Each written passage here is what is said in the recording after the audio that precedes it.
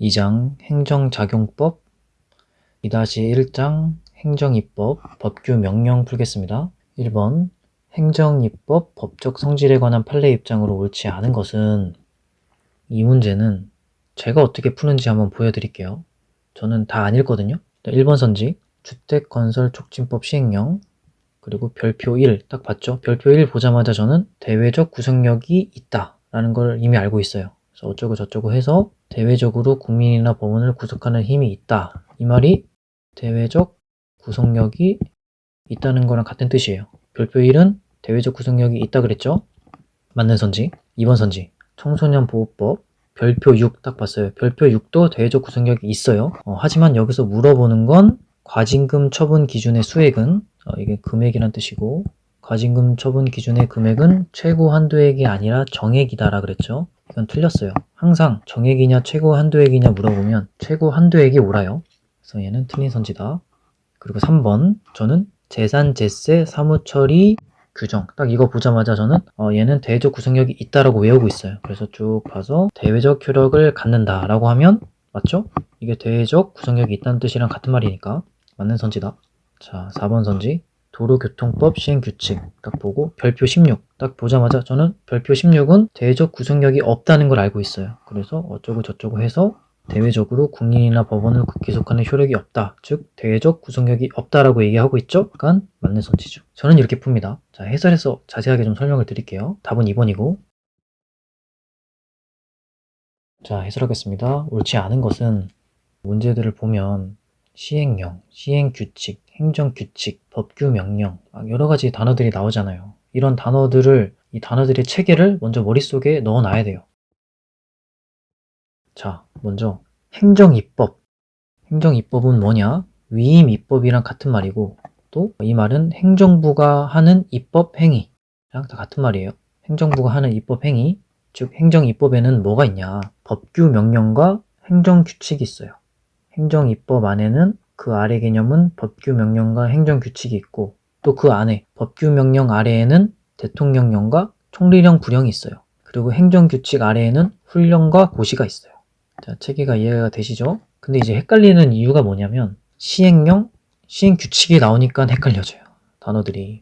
시행령은 대통령령이랑 같은 말이에요. 둘을 바꿔 써도 상관이 없어요. 시행규칙은 총리령, 부령이랑 같은 말이에요. 둘을 바꿔 써도 상관이 없는 거예요. 그래서 시행규칙이란 말이 딱 나오면 아, 총리령 혹은 부령이겠구나 하고 머릿속에 탁 떠오르면 돼요. 근데 또 시행규칙, 행정규칙 헷갈리죠? 시행규칙은 법규명령 중에 하나일 뿐인 거예요.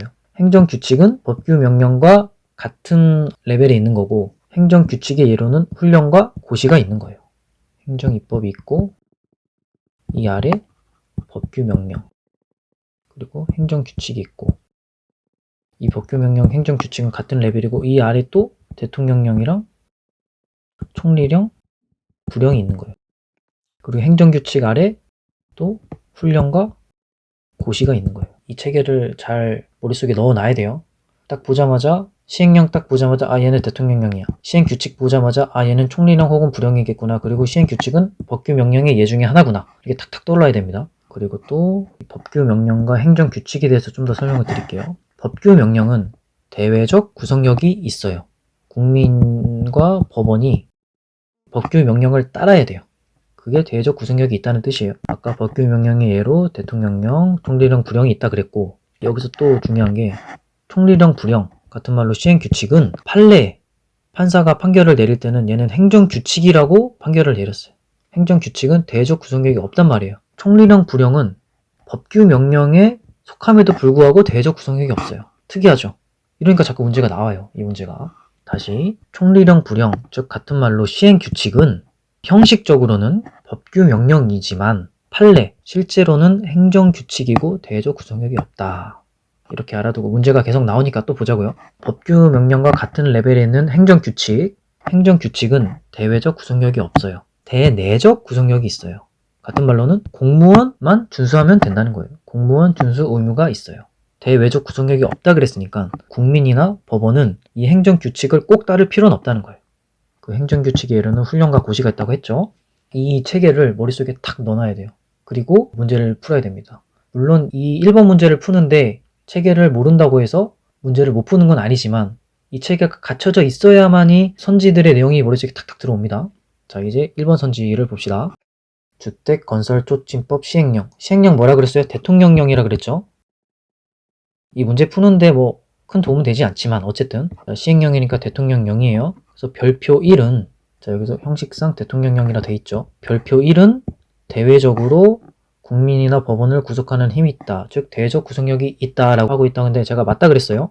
제가 왜 이렇게 맞다고 할 수 있냐. 제가 문제를 풀어보니까 별표 15, 별표 16 이 두 개는 대외적 구속력이 없어요. 식품위생법 별표 15랑 도로교통법 별표 16은 대외적 구속력이 없고 나머지 별표들은 다 대외적 구속력이 있어요. 문제 풀어보니까 그래요. 저는 그래서 별표 1 딱 보니까 아 얘는 대외적 구속력이 있어 하고 문제 푸는 거예요.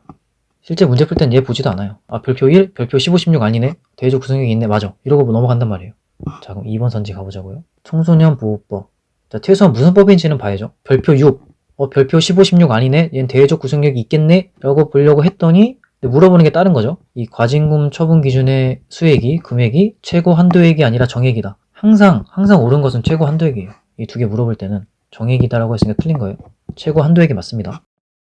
자, 3번 선지. 훈령 뭐라 그랬죠?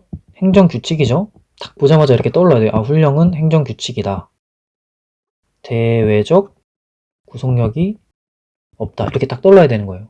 이 훈령에서 재산 제세 사무처리 규정은 대외적 구속력이 있어요. 그러니까 제가 딱 기억을 하는 거예요. 자, 재산 제세 사무처리 규정은 훈령이라서 행정규칙인데 행정규칙이니까 대외적 구속력이 없단 말이에요. 근데 얘는 예외적으로 대외적 구속력이 있어요. 대외적 효력을 갖는다 하니까 맞는 거예요. 또 중요하게 봐야 될 게 시행령의 내용을 보충한다. 이 내용을 보충한다. 이게 되게 중요한 거예요. 내용을 보충한다는 얘기가 나오면 무조건 대외적 효력을 갖습니다. 이런 거 못 봤다고 해도 몰라 못 봤어. 내용을 보충한다는 이 단어 보자마자 대외적 구속력이 있어 라고 문제를 풀면 됩니다.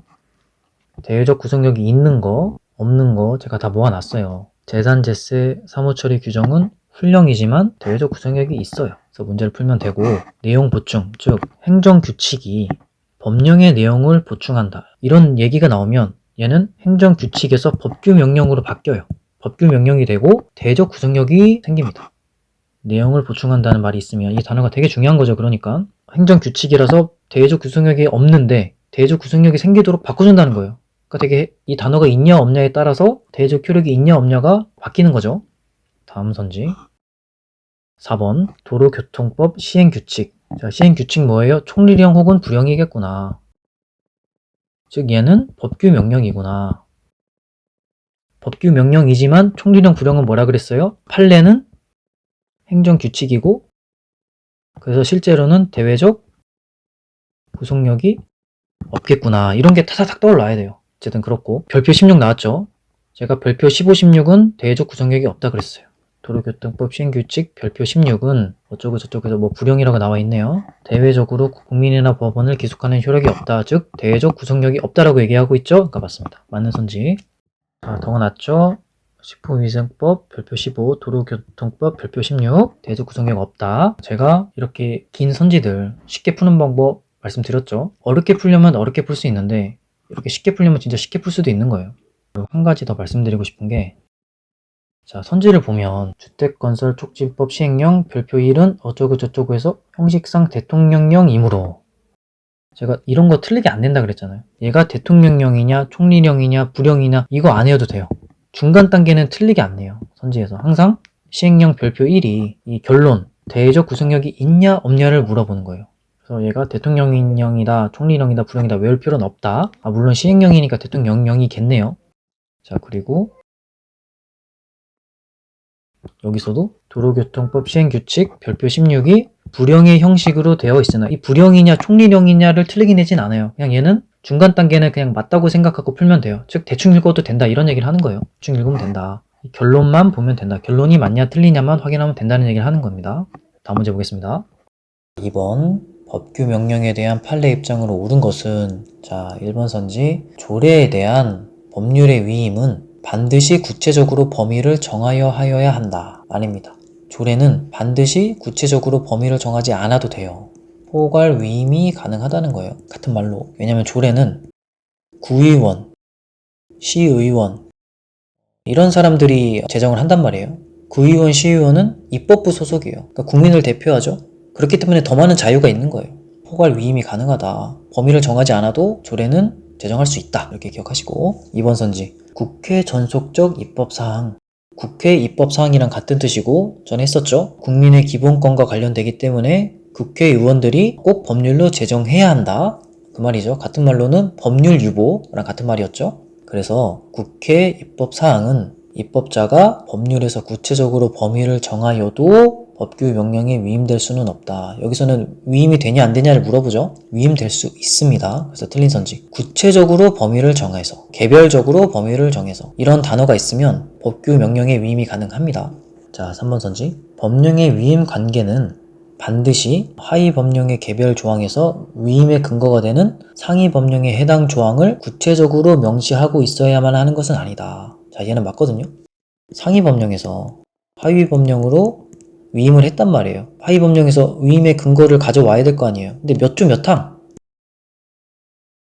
그러니까 이런 것까지 구체적으로 적을 필요는 없다는 거예요. 그냥 어느 법령에 근거했다. 이렇게만 적으면 된다는 거예요. 이게 상식적으로 맞겠죠? 다음 4번 선지. 여기서도 근거 법률의 벌칙에서 형벌의 종류와 상한을 정하고 이 단어가 나오면 위임 입법이 가능한 거예요. 형벌의 종류와 상한을 정하고 범위 내에서 구체적인 것을 명령으로 정하게 하는 것은 허용되지 아니한다. 틀렸죠? 허용됩니다. 구체적으로 범위를 정하고 개별적으로 범위를 정하고 형벌의 종류와 상한을 정하고 이런 단어가 나오면 명령으로 위임이 가능하다. 기억해 두시고 답은 3번.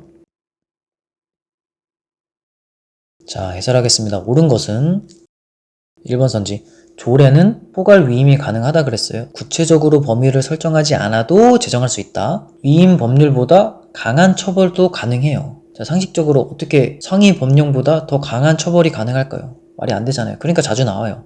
왜? 조례는 시의원, 구의원이 제정한단 말이에요. 이 사람들은 입법부 소속이에요. 입법부는 뭐예요? 국민을 대표하죠? 그렇기 때문에 더 많은 자유가 있어요. 포괄 위임도 가능하고 위임 법률보다 강한 처벌도 가능한 거예요.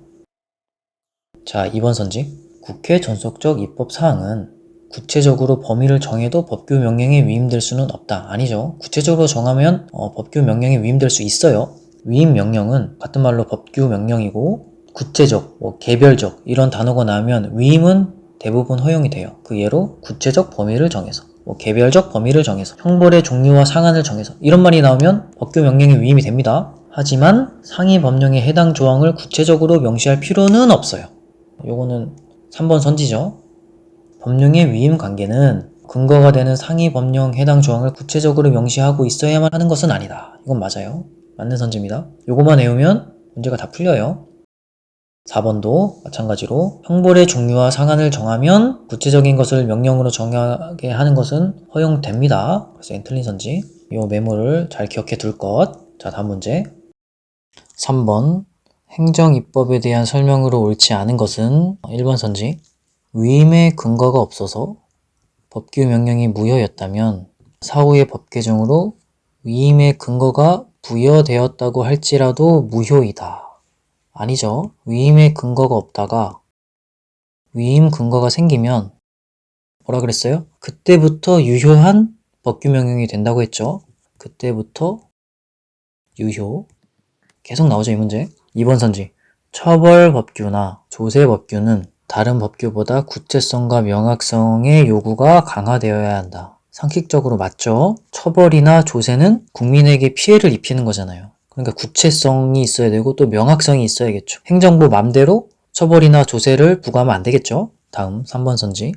요 선지는 재위임에 대한 얘기인데 법률에서 위임받은 사항을 위임을 한 거예요.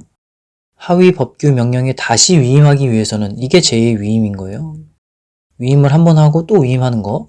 재위임하기 위해서는 대강을 정하고 범위를 정해서 하위의 법규 명령에 다시 위임하는 경우에만 재위임이 허용된다. 맞습니다. 항상 이렇게 나와요. 재위임 문제는 항상 대강을 정하고 범위를 정해야지 재위임이 허용된다. 맞습니다. 그냥 바로 위임하는 건 안 돼요. 이런 대강을 정하고 범위를 정하는 거 없이 바로 재위임하는 것은 안 된다. 4번 선지. 명령 규칙 그 자체에 의해서 직접 기본권이 침해되었을 때는 헌법 소원 심판을 청구할 수 있다. 이거 맞죠? 제가 얘기했었죠? 기본권 침해는 무조건 헌법 소환 심판 청구 가능합니다. 기본권 침해가 됐다고 하면 그게 명령이든 규칙이든 무엇이든 간에 헌법 소환 심판 청구할 수 있습니다.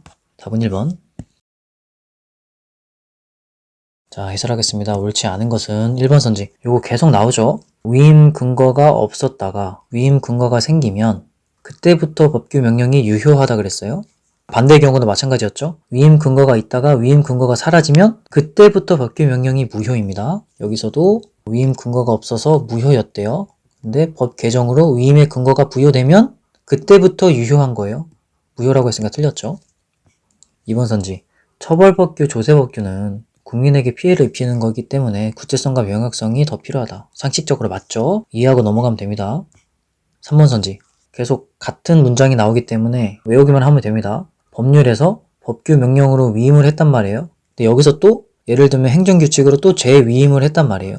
자, 이럴 때는 대강을 정하고 범위를 정하면 하위 법령에 재위임이 가능하다. 바로 재위임 할 수는 없는 거예요. 이것만 기억하면 됩니다. 4번 선지. 기본권 침해는 무조건 헌법 소원 가능하다. 그냥 이렇게 기억하면 됩니다. 뭐 법률, 시행령, 시행규칙도 헌법 소원 가능 맞고 비구속적인 행정계획도 헌법 소원 가능 맞는데 요거 차치하고 기본권 침해되면 무조건 헌법 소원 가능하다. 이렇게만 기억하면 됩니다. 다음 문제. 4번. 행정입법에 대한 판례 입장으로 옳은 것은 1번 선지. 행정입법 부작위는 부작위 위법 확인 소송의 대상이 된다. 아닙니다. 부작위 위법 확인 소송의 대상이 되지 않습니다. 행정입법 부작위는 행정부가 하는 입법 행위를 부작위 하지 않은 것에 대해서 소송을 제기하는 거예요. 행정부가 하는 입법 행위에는 법규 명령이랑 행정규칙이 있었죠. 그러니까 요것을 제정하지 않은 것에 대해서 부작위 위법 확인 소송을 제기할 수 없다는 거예요. 자, 2번 선지. 의료기관 명칭 표시판에 진료 과목 글자 크기를 제한하고 있는 병원의 간판에 진료 과목 글자 크기를 제한하는 의료법 시행규칙이 있나 봐요. 근데 이게 항고소송의 대상이 되는 행정처분이라 할 수 있다. 행정처분이냐? 물어보는 건데 행정처분이 아닙니다. 상식적으로 이 간판에 글자 크기를 제한하는 게 뭐 그렇게 중요한 게 아니잖아요. 처분이라고 하려면 국민의 권리를 침해하거나 의무를 강요하는 건데 이거는 뭐 국민의 권리를 크게 침해한다거나 큰 의무를 강요한다고 보기 어렵죠? 어차피 외워야 됩니다. 그러니까 병원의 간판에 진료 과목 글자 크기를 제한하는 거는 그렇게 중요한 거 아니니까 처분 아니다. 이렇게 외우고 넘어갑시다. 시행규칙 복습 한번 해보죠. 이거는 뭐죠? 총리령 혹은 부령이죠. 시행규칙, 법규 명령 중에 같은 말로 총리령 혹은 부령이죠. 시행규칙은.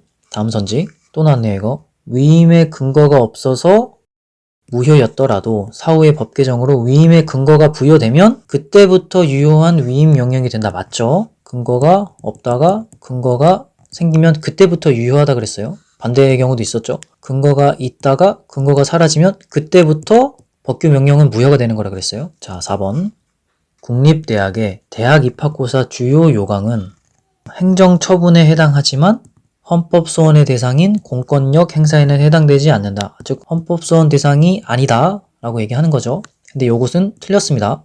행정처분에 해당되지 않고 헌법소원의 대상에 해당됩니다. 그래서 얘는 틀렸다. 옳은 것을 찾는 거니까 답은 3번.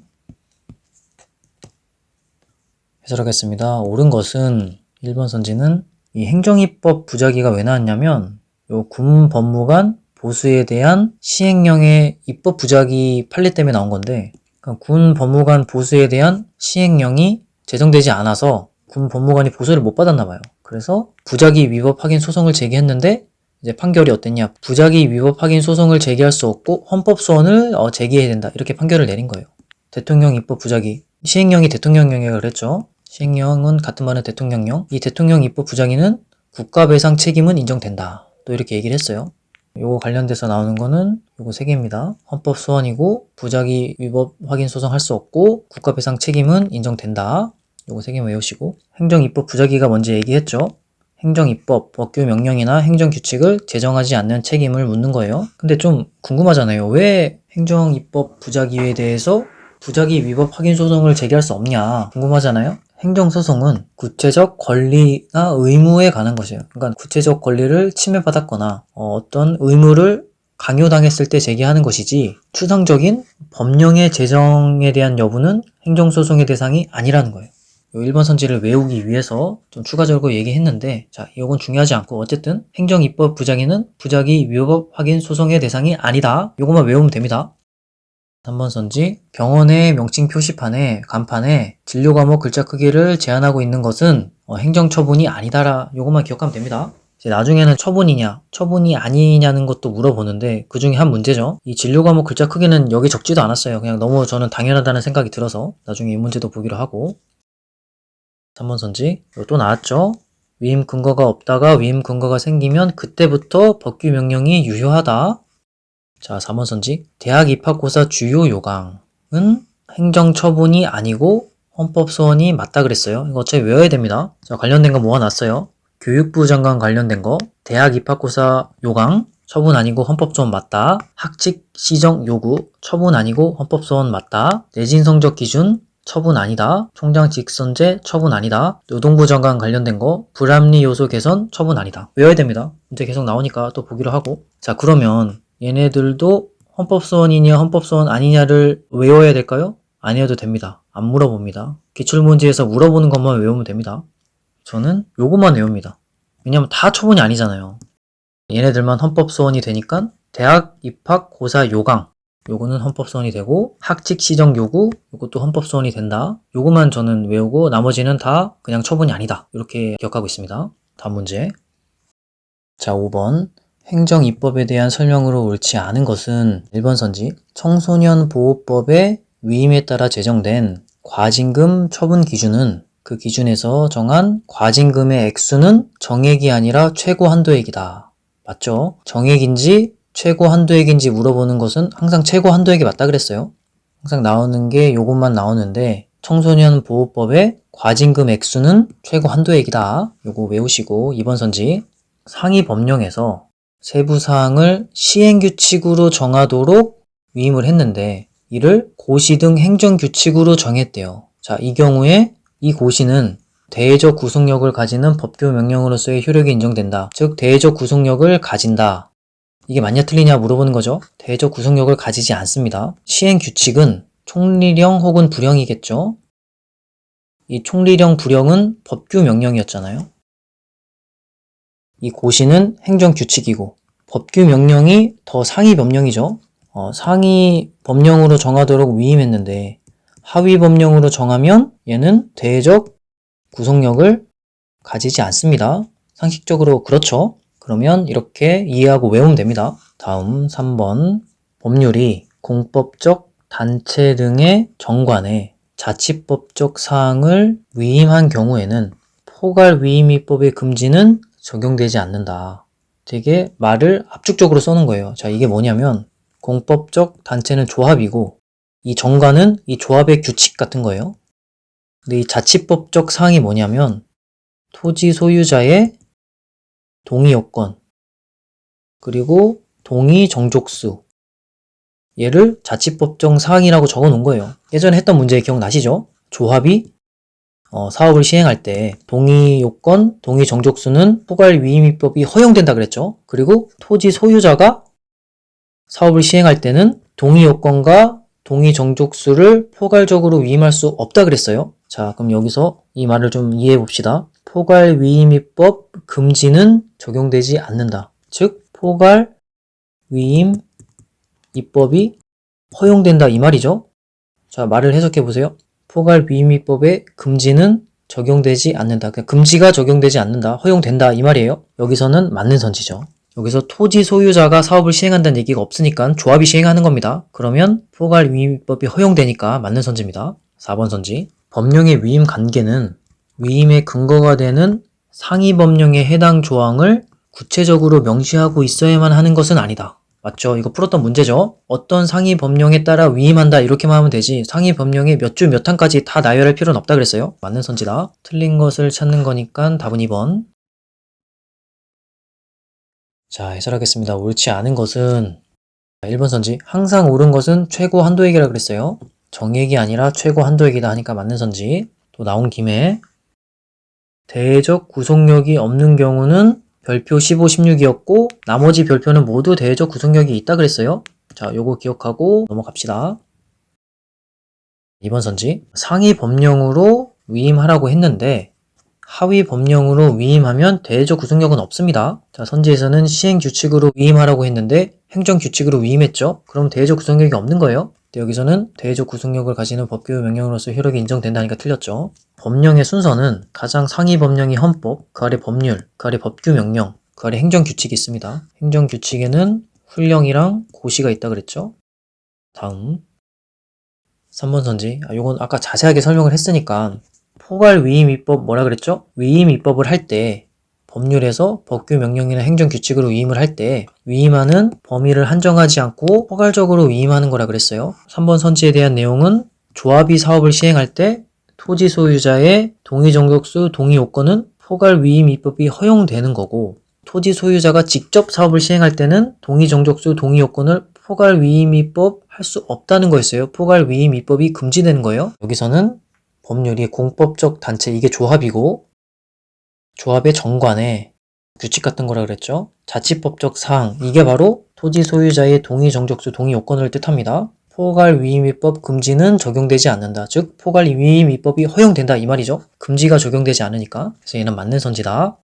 4번 위임명령, 법규 명령에 대해서 나열을 하면 구체적, 개별적 위임은 대부분 허용된다 그랬어요. 구체적 범위란 문장이 있으면은 위임이 가능하고 형별의 종류, 상한 이런 얘기가 있으면 위임 가능하고 상위 법령의 해당 조항을 구체적으로 명시할 필요는 없다 그랬어요. 자, 요것만 기억하면 됩니다. 자, 다음 문제 6번 행정입법에 대한 판례 입장으로 옳지 않은 것은 1번 선지 상위 법령의 규정만으로 집행이 이루어질 수 있는 경우에도 상위 법령의 명시적 위임이 있다면 하위 행정입법을 제정해야 할 자기 의무는 인정된다. 이것은 틀렸습니다. 좀 비상식적이죠. 자, 위 내용을 빼더라도 상위 법령에 명시적 위임이 있단 말이에요. 상위 법령에서 명시적, 분명하게 위임을 했어요. 그래도 하위 행정입법을 제정해야 할 자기 의무, 이건 자기는 뭐뭐를 하는 것이라 그랬죠. 하위 행정입법을 제정해야 할 의무는 인정되지 않아요. 그래서 얘는 틀린 선지입니다. 대신에 이런 전제가 있어야죠. 상위 법령의 규정만으로 집행이 이루어질 수 있는 경우에는 상위 법령의 명시적 위임이 있더라도 하위 행정입법을 제정하여야 할 자기 의무는 인정되지 않는다. 비상식적이니 요거는 잘 기억해서 암기해야 된다. 2번 선지. 요거 또 나왔네요. 법령의 위임 관계는 위임의 근거가 되는 상위 법령의 해당 조항을 구체적으로 명시하고 있어야 하는 것은 아니다. 맞죠? 구체적으로 명시해야 하는 건 아니죠. 3번 선지. 입법부가 행정부에게 특정한 사항을 위임했음에도 불구하고 행정부가 정당한 이유 없이 이를 행하지 않는다면 권력 분립의 원칙과 법치 국가 내지 법치 행정의 원칙에 위배된다. 자, 얘는 맞습니다. 요거 입법부가 법률로서 행정부에게 특정한 사항을 위임했음에도 불구하고 행정부가 정당한 이유 없이 이를 이행하지 않는다면 이게 바로 행정입법 부작위인 거예요. 행정입법 부작위를 되게 길게 쓴 거예요, 이게. 행정입법 부작위를 하면 행정부가 권력 분립의 원칙과 법치 국가 내지 법치 행정의 원칙에 위배된다. 이게 무슨 말이냐? 위헌이다 이 말이에요. 행정입법 부작위는 위헌이다. 이게 맞냐 틀리냐를 물어보는 거예요. 위헌이란 뜻은 헌법 소원이 가능하다 이 말이죠. 위헌이란 건 헌법에 위반됐다 이런 뜻이니까 헌법 소원도 당연히 가능하겠죠. 아까 했었죠. 행정입법 부작위는 헌법 소원이 가능하다. 그러니까 맞는 선지인 겁니다. 행정입법 부작위는 위헌이고 헌법 소원이 가능하다를 이렇게 길게 써놓은 거예요. 4번 선지. 이것도 나왔네요. 상위 법령에서 세부사항을 시행규칙으로 정하도록 위임하였으나 고시 등 행정규칙으로 정한 경우에는 대외적 구속력을 인정할 수 없다. 맞죠? 상위 법령에서 정하도록 위임했는데 하위 법령으로 정하면 대외적 구속력이 없다 그랬어요. 맞는 선지. 자, 답은 1번. 자, 해설하겠습니다. 옳지 않은 것은 자, 1번 선지는 좀 비상식적인 얘기였죠. 상위 법령만으로 집행이 가능한 경우에는 상위 법령에 명시적 위임이 있더라도 명시적, 분명하게 위임을 했는데도 하위 법령을 제정해야 할 자기 의무는 없다. 이 선지는 틀렸죠. 하위 법령을 제정해야 할 자기 의무는 인정된다고 했으니까 틀렸죠. 이건 좀 비상식적이죠. 잘 암기를 해둬야 합니다. 명시적 위임이 있더라도 자기 의무가 없다.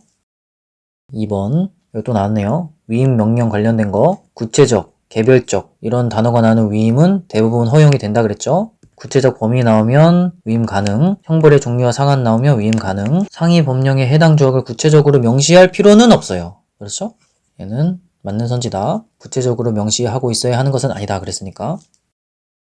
3번 여기까지 내용이 행정입법 부작위를 설명한 거라고 했죠. 행정입법 부작위. 입법부가 법률로서 행정부에게 특별한 사항을 위임했음에도 불구하고 행정부가 정당한 이유 없이 이를 이행하지 않는다면, 즉 이게 행정입법 부작인데 이게 권력 분립의 원칙과 법치국가 내지 법치 행정의 원칙에 위배된다. 위헌이다. 이 말이고 헌법에 위반된다. 헌법 소원이 가능하다. 이 말이죠. 아까 했던 거죠. 행정입법 부작위는 헌법 소원이 가능하고 그렇지만 부작위 위법 확인 소송은 할 수 없다. 그리고 국가배상 책임이 인정이 된다. 자, 요거 세 개만 외우면 된다 그랬죠. 다음 4번 선지. 상위 법령으로 위임하라고 했는데 하위 법령으로 위임하면 대외 구속력이 없다 그랬어요. 자, 여기서 같은 얘기를 하고 있죠. 대외적 구속력을 가지는 법규 명령으로서의 효력을 인정할 수 없다 했으니까 맞는 선지죠. 법령 순서 다시 한번 보면 헌법, 법률, 그 아래 법규 명령, 그 아래 행정규칙이 있습니다. 다음 문제 7번 행정입법에 대한 설명으로 옳지 않은 것은 1번 선지. 법률이 명시적인 위임 범위를 벗어나 처벌의 대상을 확장하는 것은 처벌의 대상을 확장하는 시행령은 무효이다. 이걸 물어보는 거예요. 이것은 맞습니다. 명시적인 위임을 벗어난 시행령만 해도 무효예요. 처벌의 대상을 확장한 시행령, 무효겠죠? 처벌은 국민에게 피해를 주는 건데 상위 법령보다 하위 법령에서 처벌이 더 강해진다? 당연히 무효입니다. 상식적으로 그렇죠. 그럼 그렇다 하고 넘어가면 됩니다. 2번 선지. 다양한 사실관계를 규율하거나 사실관계가 수시로 변화될 것이 예상되는 분야에서는 상대적으로 입법 위임의 명확성, 구체성이 완화된다. 명확성, 구체성이 약화된다는 거죠. 이것도 상식적으로 맞죠. 사실관계가 수시로 변화될 것이 예상되는 분야에서는 상황에 따라서 행정부가 판단을 다르게 해야 되겠죠. 명확성, 구체성이 완화되고 오히려 재량권 이런 것들이 올라가야 되겠죠. 그래서 맞다. 3번 선지. 행정입법 부작위에 대해서는 부작위 위법 확인 소송의 대상이 된다. 아니죠. 행정입법 부작위는 부작위 위법 확인 소송의 대상이 아니고 헌법소원 대상이 되고 국가배상이 된다. 요 세 개 외우라 그랬죠. 4번 선지. 조례에 대한 법률의 위임은 반드시 구체적으로 범위를 정하여야 할 필요가 없으며 포괄적인 것으로 족하다. 맞죠? 저번에 했던 선지죠? 조례는 구의원, 시의원 이런 사람들이 제정하는 거고 이 사람들은 입법부라 그랬죠. 입법부는 국민의 대표고 좀 더 자율성이 있다. 그렇기 때문에 포괄 위임 입법이 가능하다 그랬었죠. 자, 맞는 선지입니다. 답은 3번. 자, 해설하겠습니다. 옳지 않은 것은 1번 선지. 명시적인 위임 범위를 벗어나 처벌의 대상을 확장한 시행령은 무효입니다. 이 두 문장 중에 하나만 있어도 무효예요. 명시적 위임 범위를 벗어난 시행령도 무효고 처벌의 대상을 확장한 시행령도 무효예요. 둘 다 있으니까 당연히 무효겠죠. 예외적인 거. 조례는 포괄 위임이 가능하다 그랬죠. 위임 입법보다 강한 처벌도 가능하다. 이런 선지가 나와요. 상식적으로 위임 법률보다 강한 처벌이 가능하지 않잖아요. 상식적으로는. 근데 조례는 가능할 수도 있다. 요거를 기억해 두셔야 됩니다. 여기서 죄형 법정주의 원칙에 어긋나는 것이므로 이렇게 나오는데 이 문제 풀 때는 중요하진 않아요. 그런데 나왔으니까 죄형 법정주의가 뭐냐면 범죄와 형벌을 미리 법률로서 규정해야 된다는 거예요. 같은 말이 뭐냐면 법률로 미리 정해놓지 않으면 처벌할 수 없다는 거예요. 이게 죄형 법정주의입니다. 2번 선지. 정리를 해보면 기본권 침해가 되는 것은 구체성이 강화돼야 되고 구체성, 명확성이 강화돼야 되고 사실관계가 수시로 변화하면 당연히 구체성, 명확성이 완화돼야 되겠죠. 사실관계가 수시로 변하면 상황에 따라서 다른 판단을 해야 될 거 아니에요. 그러면 상식적으로 재량권이 올라가야 되겠죠. 행정부의 재량권이 올라가고 구체성, 명확성은 완화돼야 되겠죠. 요거는 맞는 선지였다. 3번. 자, 계속 나오죠. 행정입법 부작위에 대해서. 이게 중요한가 봐요. 문제 엄청 많이 나오더라고요. 헌법소원 가능하고 부작위 위법 확인 소송 안 된다. 국가배상 책임이 인정된다. 세 개만 외우면 됩니다. 4번 선지. 자, 조례는 뭐라 그랬어요? 포괄 위임이 가능하다 그랬고 위임 법률보다 강한 처벌이 가능하다 그랬어요. 자, 요게 좀 특이하죠? 기억해 두시고 다음 문제 8번 행정입법에 대한 설명으로 옳지 않은 것은 1번 선지 법령의 규정이 특정 행정기관에게 법령의 내용의 구체적 사항을 정할 수 있는 권한을 부여하면서 구체적 사항을 정할 수 있는 권한을 부여했대요. 그러면서 권한 행사의 절차나 방법을 특정하지 아니하였다면 수임행정기관은 행정규칙이나 규정 형식으로 법령의 내용이 될 사항을 구체적으로 정할 수 없다. 아니죠. 구체적으로 정할 수 있죠. 왜? 앞에서 법령의 내용의 구체적 사항을 정할 수 있는 권한을 부여했다고 했잖아요. 행정규칙이나 규정 형식으로 법령의 내용이 될 사항을 구체적으로 정할 수 있겠죠. 상식적으로 그렇죠. 권한 행사의 절차나 방법을 특정하지 아니하였더라도 구체적으로 정할 수 있는 거예요. 상식적으로 맞다. 그럼 이해하고 넘어가면 됩니다. 2번 선지 법률의 시행령이나 시행규칙의 내용이 모법의 입법 취지와 관련 조항 전체를 유기적 체계적으로 살펴보아 모법의 해석상 가능한 것을 명시한 것에 지나지 아니하거나 야 말이 어렵죠? 얘는 법규 명령이죠. 같은 말로 위임 명령 모법은 법규 명령, 위임 명령의 근거가 되는 이 법률을 얘기하는 겁니다. 모법은 이 법규 명령의 근거가 되는 법률. 그래서 길게 나왔지만 법규 명령과 모법이 연관이 있으면 그냥 이렇게 쉽게 이해하자고요. 시행령이나 시행규칙의 내용이 모법의 입법 취지와 관련 조항 전체를 유기적 체계적으로 살펴보아 모법의 해석상 가능한 것을 명시한 것에 지나지 아니하거나 연관이 있으면 혹은 모법 조항의 취지에 근거하여 이를 구체화하기 위한 것인 때에는 연관이 있다는 거죠. 모법에 직접 위임하는 규정을 두지 아니하였더라도 이를 무효라고 볼 수는 없다. 자, 이거 맞는 선지입니다. 이런 비슷한 거 되게 많이 나오거든요.